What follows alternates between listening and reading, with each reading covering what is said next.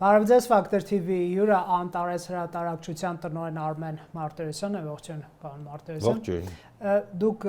ևս այն գործիչներից եք, որ միացել եք այս հայտարարությանը, որով իշխանությանը կոչ է արվում ձեռնպահ մնալ եկեղեցու ինքնավարության խաթարումից եւ մեջբերեմ նաեւ ՀԿ-ներ կան այդ հայտարարությանը միացած ապօրինի եւ դատապարտելի են իշխանության փորձը միջամտելու եկեղեցական կառավարման մարմինների ձևավորմանը, ներքին որոշումների կայացմանը, անընդունելի է եկեղեցու ավանդույթի ծեսերի խորհուրդների նվիրապետական կարգի եկեղեցական կյանքի այլ ոլորտների դարերի ընթացքում ձևավորված կանոնի կամեական խմբագրման փոփոխության փորձեր եւ այլն, էլի կետերի կանդրադառնանք այդ կմանրամասնեք ձեր տեսակետը, պարոն Մարտիրոսյան։ Միշտ ասել եմ, որ մտավորականի դերը իսկ մտավորականը սահմանեմ, դա մտքով աշխատող մարդն է, երևի։ Դերը ցանկացած պետության մեջ խետ հայացք գցելն է որևէ իշխանության, որևէ արարքի վրա զսպելով իշխանությանը, եթե դրա կարողությունը ունեն։ Հիմա Հայաստանում այդ մարդիկ, ովքեր պատրաստ են համարձակվել այդ խետ հայացքը նետել, ցավոք սրտի քիչ են, իսկ դա ունի իր պատճառները, որոնց մասին մենք խոսել ենք բազմաթիվ անգամներ, դա հիմնականում, որ մտավորականների ֆինանսավորումը իրականացնում է պետությունը։ Իսկ ինչու է իշխանությունը խետ հայացքի արժանացել ձեզ համար։ Դե իշխանությունը ակտոր է, գործող, իսկ գործողը միշտ ունենում է սխալներ, ու ցանկացած դեպքում ինչքան էլ լավը լինի իշխանությունը, այդ մտավորականի այդ խետ հայացքը պետք է, որ նա փորձի այդ հայացքով այն կամերտոնը ինչ է անում, որ դու կարողանում ես լարես, հա, որևէ գործիք երաշտական, դու այդ կամերտոնի դերը պիտի տանես, որ իշխանությունը զանցանք առավել եւս հանցանք չգործի, չսխալվի, քիչ սխալվի։ Բայց նրանք չեն ասում մենք սխալվում ենք, նրանք ասում են մենք եկեղեցու վրա արտաքին, հատկապես ռուսական ազդեցությունն ենք նվազեցնում, դա չեք նկատում որպես դրական երևույթ։ Հայկական են դարձնում եկեղեցին, ինչ վատ բան կա, պարոն Մարտիրոսյան։ Ես չեմ կարծում, որ մեր եկեղեցին այլական է, որևէ ֆրանսիական կամ ռուսական, չգիտեմ, այդ երանգը։ Եթե հատուկ ծառայությունների ազդեցություն կա, բացահայտեք դրանք։ Դա կլինի օրենքով։ Այսինքն դուք բացահայտեք, որ որևէ եկեղեցական այս հատուկ կապերի մեջ է եղել, այսինչ ծառայության հետ, ու դատեք այդ եկեղեցականին կապ չունի իր պաշտոնը։ Դա կլներ ընդունելի։ Իսկ եթե դուք որոշել եք, որ այն հարցերը, որը պետք է անեիք, պետք է ապացուցողական բազա ստեղծեիք, կամ չգիտեմ, հավաքեիք եւ օրինական գործընթաց իրագործեիք, դրա փոխարեն անում եք այն ինչ որ անում եք, սա ես անընդունելի եմ համարում։ Այսինքն չի կարելի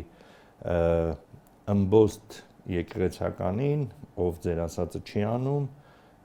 7 տարի առաջվա ենթադրյալ գործողության համար կալանավորել։ Պլան գծելու, թմրանյութ գծելու։ Դե հիմա գծելա չի գծել, պետքա դատարանը որոշի։ Ըստ իրավաբանի,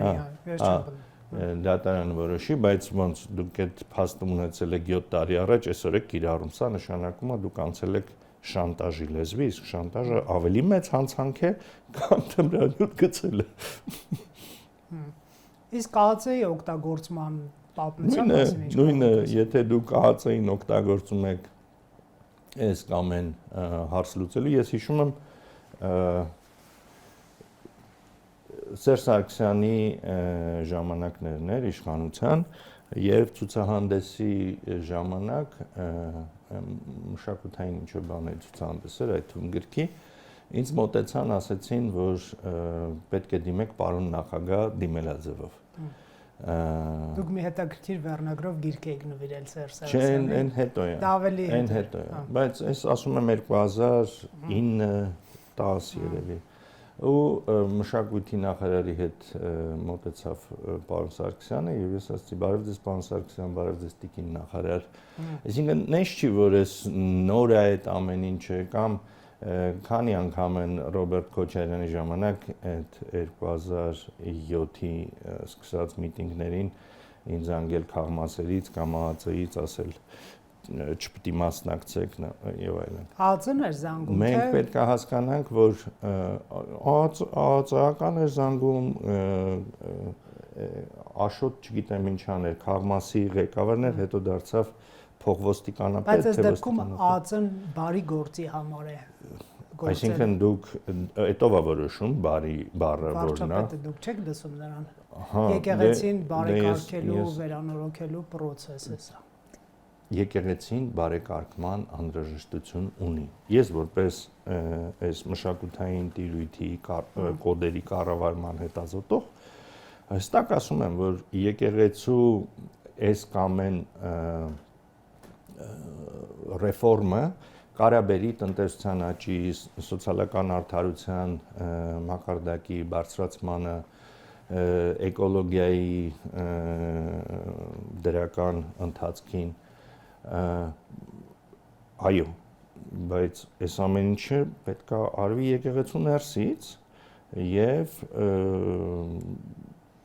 չգիտեմ, կոչ եմ անում եկեղեցուն օր առաջ այդ սկսել, որովհետեւ դա մեր հանրության համար շատ անհրաժեշտ է։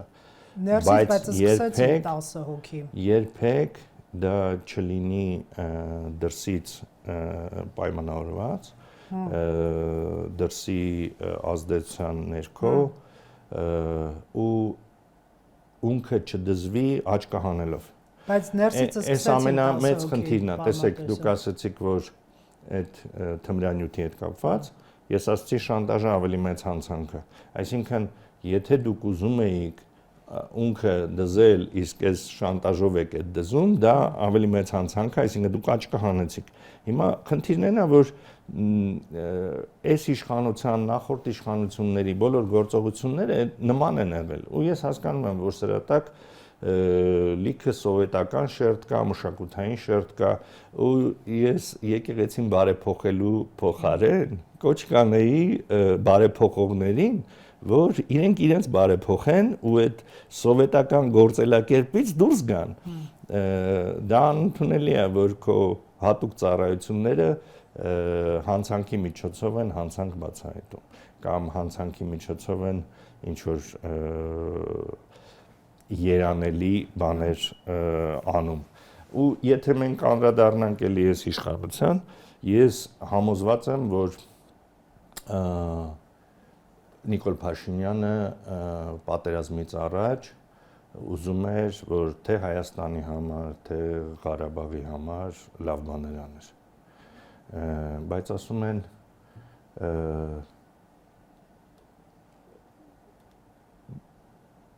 ճանապարհը դեպի դժոխք սալապատված է բարի ցանկություններով։ Այսինքն բարի ցանկություն ունենալը դեռ հիմք չէ, որ դու այսինչ բանը փոխես։ Դու պետք է ունենաս գործիքակազմը, որ այդ քո փոփոխությունները ավելի մեծ աղետի չեն բերի, քան այս վիճակն է։ Տեսեք, 10 եպիսկոպոս, պարոն Մարտիրոսյան, դեմ դուրս եկավ կաթողիկոսին իրենց պատճառաբանությամբ հայտնի տեսանյութի թեմայով դժգոհ են, որ կաթողիկոսը չեղարկել է հանձնախմբի որոշումը, իսկ հանձնախումբը խորհուրդ էր տվել արդեն իսկ այսօր կալանավորված Արշակարգ եպիսկոպոսի մասնակցություն եկեղեցում սառեցնել եւ սա արդյոք առողջ process է, այ որ ասում են թող եկեղեցին ներսից մաքրվի։ Այս 10 հոգին միգուցե հետո նրանց միանա եւս եպիսկոպոսներ, այլ հոգեվորականներ եւ ենթադրենք կաթողիկոսի շրջապատը Նոսրանը։ Սա առողջ process կլինի, թե դուք կպնդեք, որ իշխանության այսպես սադրած process-ն է սա առողջ չի եւ ոնց հասկանանք առողջ է թե չէ, որովհետեւ ամեն մի կողմը ունի իր արգումենտացիան։ Մարիո Պյուզոյի կնքահայրը շատերը կարդացած կլինեն, ավելի շատերը ֆիլմը տեսած կլինեն։ Այնտեղ երբ որ Դոն Կարլեոնեն այդ հակառակորդ կողմի հետ գնում է բանակցությունների, իր որդին միջամտում է բանակցությանը։ Ու երբ վերադառնում են տուն, Դոն Կարլեոնեն ասում է նրանք հաստատ հարձակում են ունեցել անելու, հարձակվելու են, քանի որ իրենք զգացին, որ մենք մեր տանը կուռ չենք, այսինքն դու թույլ օղակն էիր։ Ու տենց էլ լինում է։ Միշտ էլ դրսից փորձելու են միջամտել։ Կարևորն այն է, որ թույլ օղակը չբացահայտես։ Ցավոք սրտի դարեր շարունակ եկեղեցու չարած ռեֆորմները այսօր կուտակվել են եւ այդ թույլ օղակները կան, բայց ես չեմ կարծում, որ այդ թույլ օղակները մենակ այդտեղից են գալիս։ Հայաստանում դավաճանությունը նողկալի չէ, դատապարտելի չէ, խայտարակություն չէ, ցավոք։ 10 հոգին դավաճանել են կաթոլիկոսը։ Այսինքն դե այդտեղ լեգիտիմության խնդիր կա։ Ես նրանց դավաճան են կոչում։ Տեսեք, սխալ չի բան Մարտիրոս։ Չէ, ես հարց բարձրացնելու մասին չեմ խոսում։ Այդ մարդիկ հարց էին բարձրացնում, կարային այդ հարցը բարձրացնեն, բայց չգնան իրենց հալածող իշխանության հետ բանակցությունների։ Ես դրա համար եմ ասում, ներսում ինչ ուզում ես բարեփոխի։ Սիրելի սրբազաններ կամ նախկին սրբազաններ, չգիտեմ, եթե կաթոլիկոսը ընդառաջ չի գնում, ըստ իրենց բանալի։ Բայց ինչ է նշանակում ընդառաջ չի գնում։ Դարձեք մեծամասնություն, ընդառաջ կգնա։ Դարձեք մեծամասնություն, համոզեք մնացածին։ Այսինքն դուք ունեք վառ օրինակներ ռեֆորմների, Մարտին Լութեր։ Գնացեք, տեսեք, կարդացեք վերջապես։ Տեսեք ոնց արեցին։ Կանգնել ազնվորեն ամբողջ եկեղեցու դիմաց ու ասել պետք չի այդ անել ու հավաքել մեծամասնություն։ Երբ դուք ունենաս մեծամասնություն, այդ ռեֆորմը ինքնըստինքյան կկատարվի։ Այսինքն դուք ինչ եք ուզում, այդ կկատարվի ու դուք ոչ թե պաշտոններին կպեք կամ չգիտեմ դիրքերին կպեք։ Տեսնում եք այդ երևույթը ամոթալիա, դուք ձեզ համար բացահայտել եք, որ դրանք եղել են այդ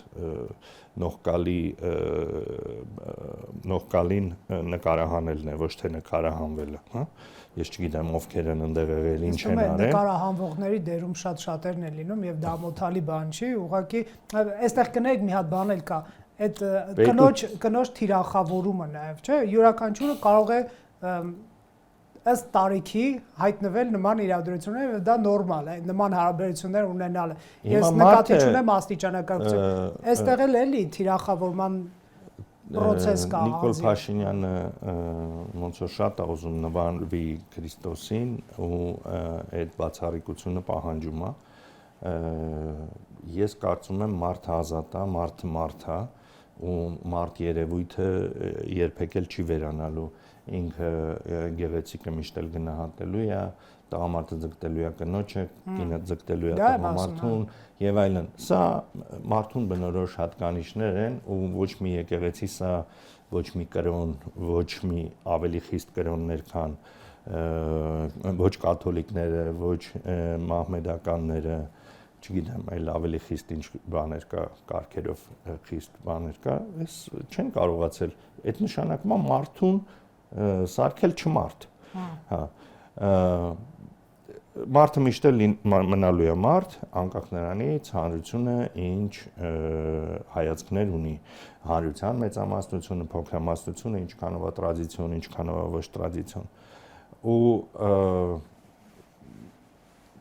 ես կարծում եմ եւ կրոնը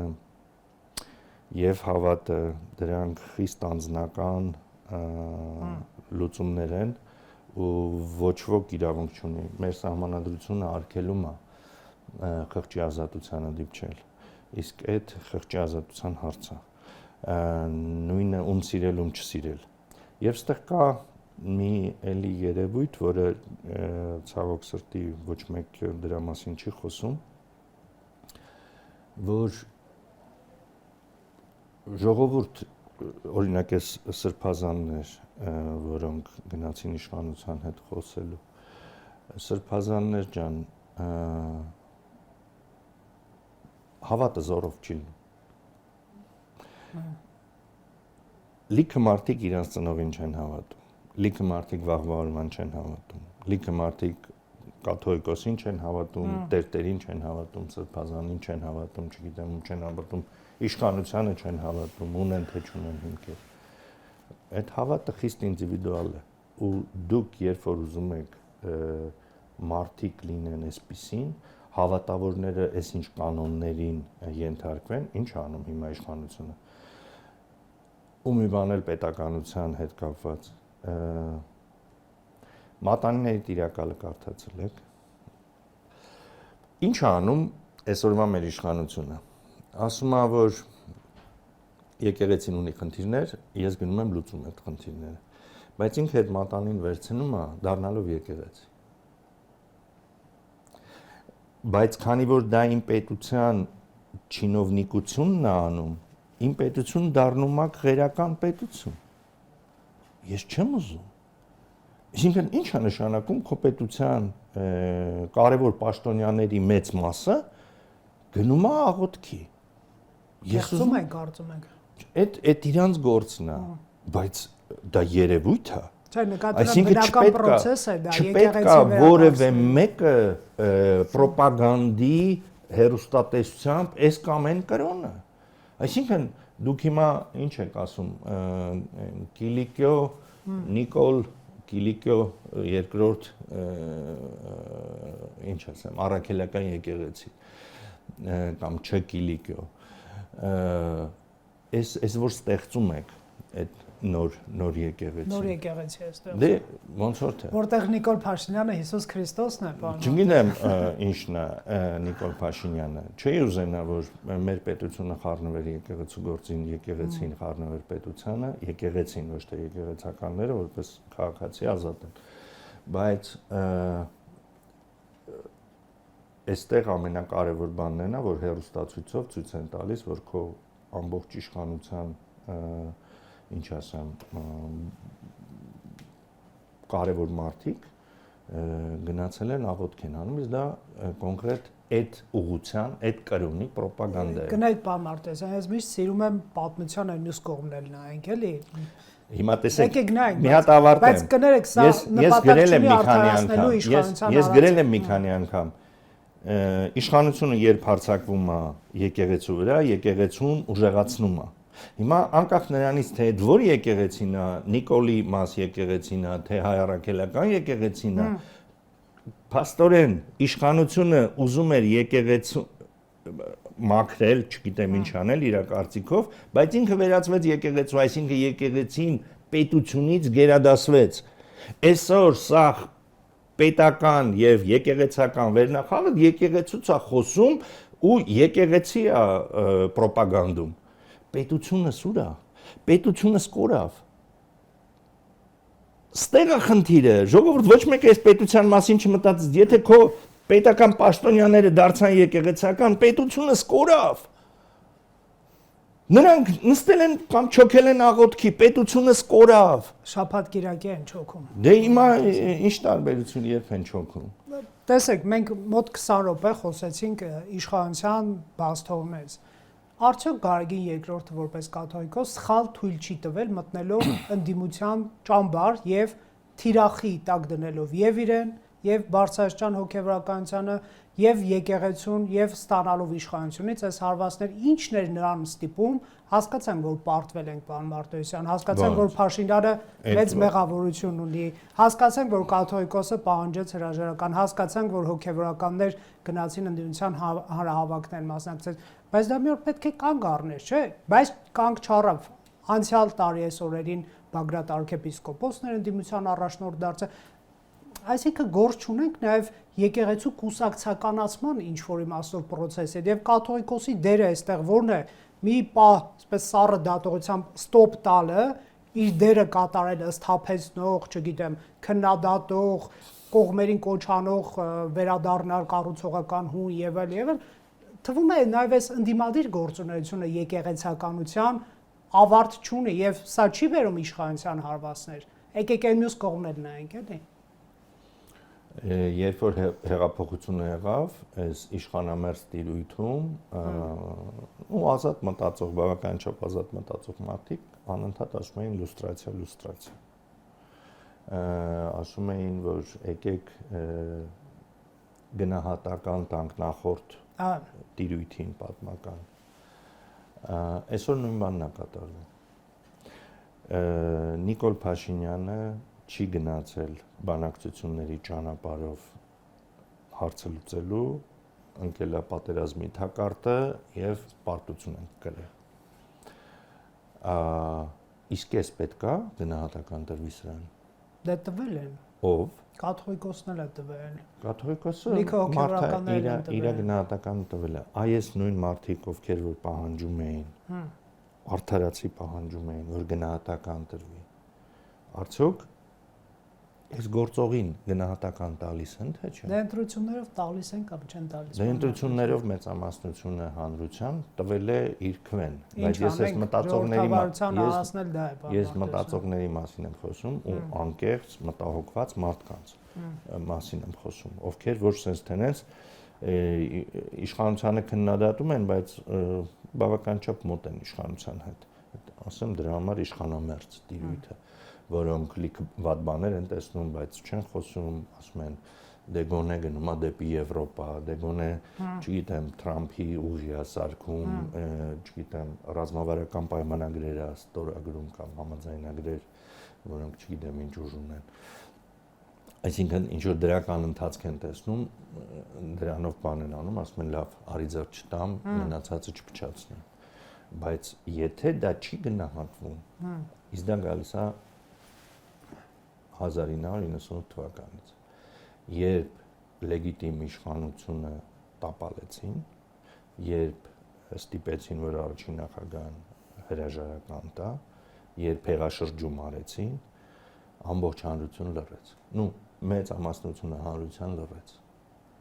Հիմա էլ է լռում մեծ հանրությունը։ Այնպես չէ որ կաթողիկոսը շրջափակված է 100,000-ավոր աջակիցներով։ Այո, հոկտեմբերի 27-ին լռեց,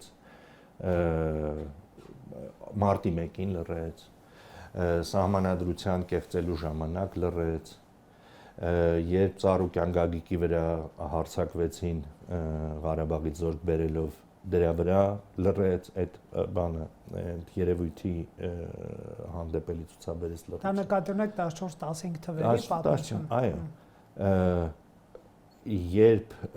Ղարաբաղից էլի մարտի 1-ի ժամանակ զորք բերեցին բանը, էլի լռեց, ու այս ամեն ինչը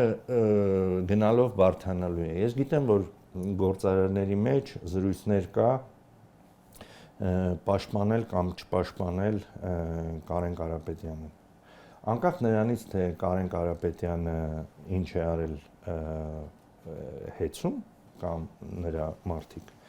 Որ Կարեն Կարապետյան, Սամվել Կարապետյանի։ Հա, Սամվել Կարապետյան, կներեք, կանոն մոռացել էի։ Սամվել Կարապետյանը անկախ նրանից ինչ է արել, մենք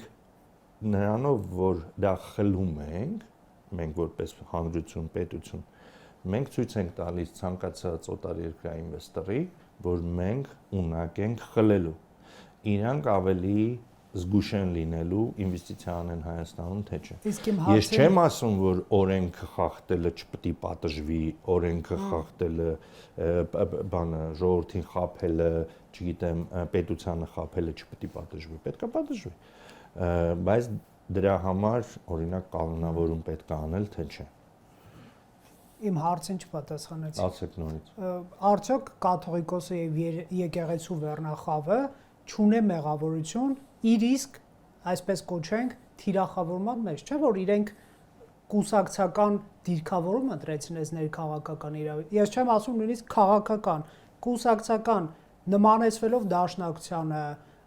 Սամվել Կարապետյանի ուժին, Ռոբերտ Քոչարյանի ուժին, դուք ոնց եք տեսնում, այսինքն որ եկեղեցականը գնում է միտինգի, օրինակ հայր ասողիկը, որ այն ժամանակ տեր ասողիկ էր, մարտի 1-ի միտինգի ժամանակ մեր կողքին Բագրատ arczepiskopos-ը երբ որ վարչապետի տեխնացու դարձավ, դա օքեյ է ձեզ, կղերականությանը դեմ եք, դա ինձ համար օքեյ չէ։ Բա իրենք չափը չեն անցել, հիմա ես այդ այն ուժի հետ էր Բագրատ arczepiskopos-ը, որը հարձակվել էր ինձ վրա։ Այսինքն անկախ ամեն ինչից ես այդ իմ ցավը ու բանը անարդարությունը դնում եմ մի կողմ ու ասում եմ ցանկացած քաղաքական ուժ Հայաստանում կարա գործի, եթե ինքը գործում է օրենքի շրջանակներում։ Հիմա օրենքի շրջանակներում են գործել, ապրեն, օրենքը խախտել են, դատեք։ Հիմա մի անգամ լսել եք, որ ես ասեմ ինչ քրեական գործ եք հարուցել Բագրատի կամ չգիտեմ այն մյուսի հանդեպ։ Այսինքն, բայց շուտ արեք էլի, մի սպասացրեք, այսինքն մի պատժեք այդ մարդկանց իրանց կալանավորելով, պատժեք իրանց հանցագործության համար, բացահայտեք իրանց հանցագործությունը, ապացուցեք իրանց հանցագործությունը, մի տարեք մարդկանց պահեք բանտում, հեղինակազրկելով նրանց։ Դուք ինչեր եք անում ես կոռուպցիայի տիրույթում տարիներ շարունակ։ Մարդկանց տանում եք մի քանի ամիս, մի տարի պահում եք, հետո բաց եք թողում։ Ոնց կլինի սենց։ Բասում եք, մաքրում եք դատարանները, մենք լիքը ձևեր էինք ձեզ ասում մաքրելու դատարանները, բախի գնացիք այս ճանապարհով։ Վերջապես դուք եք այս սարքում ձեր անհեռատեսությամբ սիրելի իշխանություն, սիրելի հանրություն ու դրա համար եմ ես կոչ անում, որ մենք անընդհատ գնանք ոչ թե այս ով խփեց, ով ասեց, ով մտավ քաղաքական դաշտ, այլ հիմքը մշակույթի մասին, այսինքն արժեքներ, որոնք վարքագիծ են ստեղծում։